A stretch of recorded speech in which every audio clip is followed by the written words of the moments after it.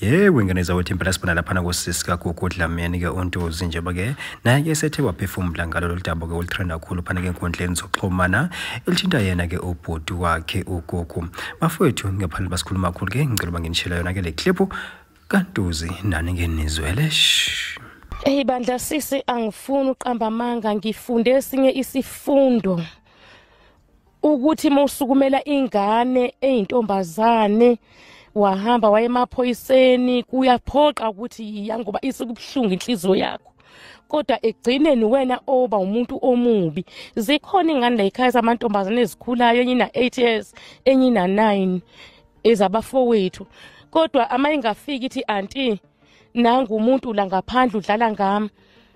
Angiboni sisi ngisangakwazi ukuyikhuluma ngeke ngisakwazi nje ukuyikhuluma senguthula nje ngize ngife kuze ngigweme ini umphakathi nokukhuluma nabantu.